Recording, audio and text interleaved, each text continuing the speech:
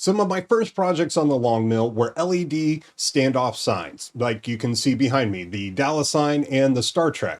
Now I've made several for friends and family and clients over the last 2 years, and I love them.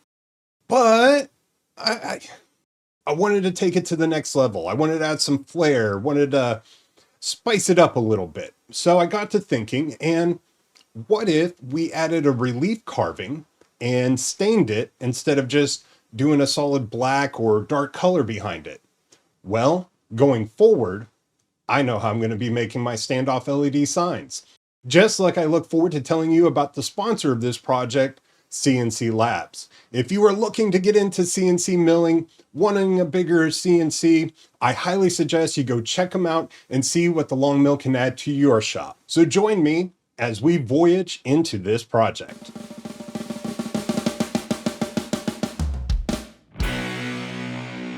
For this project, we're going to break it up into separate videos.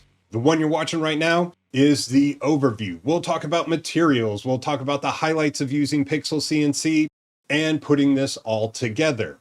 In subsequent videos, we're going to dive into the nitty-gritty of using PixelCNC to design this.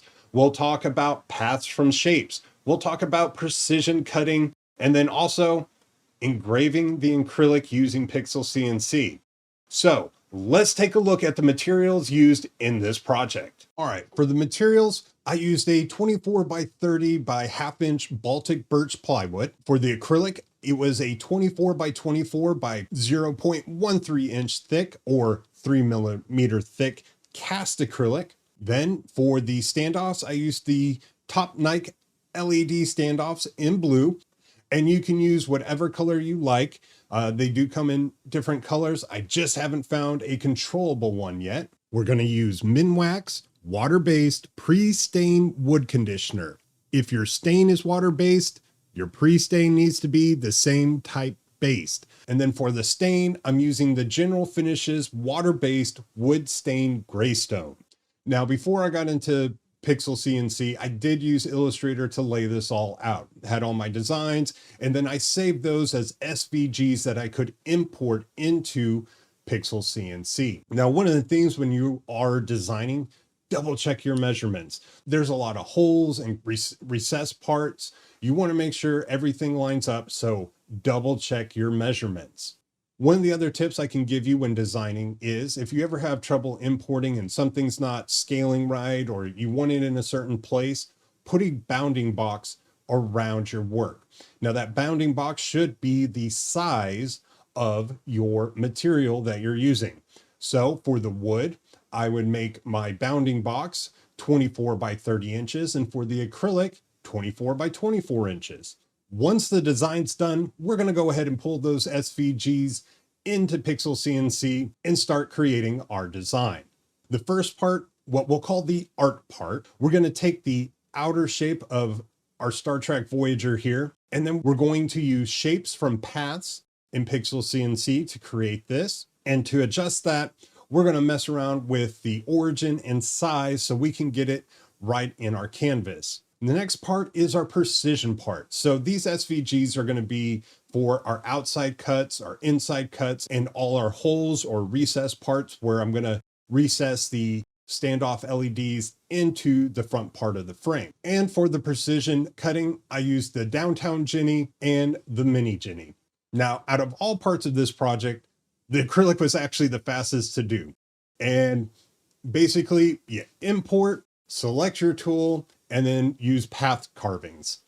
I did use the RDZ spring-loaded drag bit to etch this out, and then I cut it with the Amana O-Flute spiral. All in all, this took about 10 to 11 hours to engrave, relief cut, and cut out. Yes, it took a while, and there are ways I am working to reduce that time drastically. Also, when it comes to cutting, make sure you grab the right bit. That's right, I grabbed my compression bit instead of my downcut bit. Yay! So in this video, you can see there's some ridges there. I also had the step over way too high. I had 4 millimeters using the wrong bit.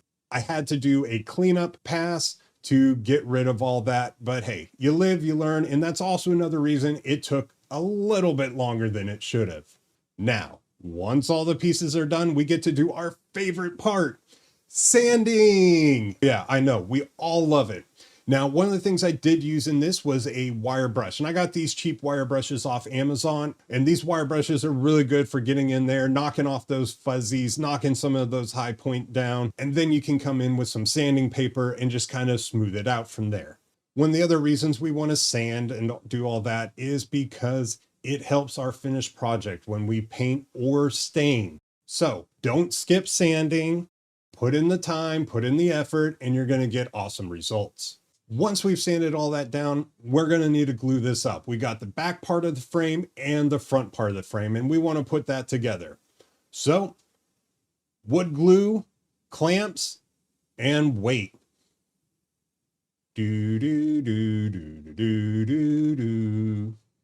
Now to hang this, we're going to add a cleat.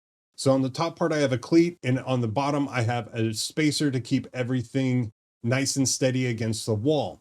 And to make this cleat, I used my miter saw, and I actually just used the piece from the inner cut of the back frame. Once everything's glued up and dry, we've given it plenty of time to dry, we're going to apply a pre-stained wood conditioner. We brush that on, wipe it down, make sure there's no pooling, and then after 15 minutes, we come in and lightly sand before we apply our stain.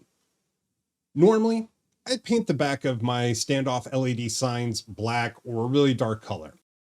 Well, I'm using stain because I wanted to see the wood and see how that would interact with the acrylic, and I love it. It's amazing. It just adds so much more character and depth, and I really suggest that you play around with this, try different stains, try different stain colors, and see what's going to work for your project.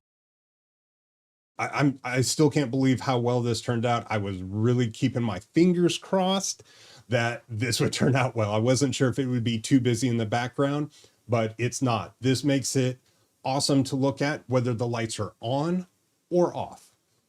Now we're going to need to attach our LED standoffs. I want to say here and right now, before you attach your LED standoffs, make sure they work. Test them out. Cool, they work. Then install them. Don't want to go through all that work and then find out, hey, this LED isn't working. Fun. Now, I didn't drill all the way through on where the screws to anchor the LEDs to the frame went through. I just used those as kind of a starting point. So when I did get my drill, I was making sure I was center. I also didn't know which screws I was going to be using. I was lucky enough to find some extra screws that were small and weren't going to be sticking out the back, and I wouldn't have to cut down the supplied screws with the LED standoffs. I'm going to come back and do some cable management in the back. Awesome thing is these all come with twist ties, so you can just use those, twist tie them up. And then I used this 3M VHB tape to hold on the controller and then the light plug-in.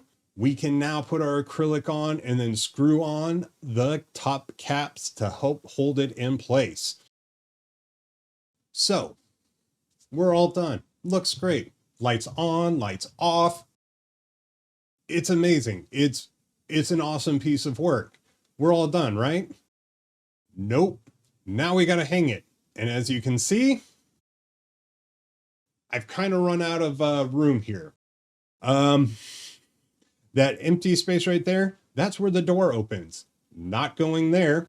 So I'm going to have to move some stuff around on the wall so we can get this hung up. Let's do that.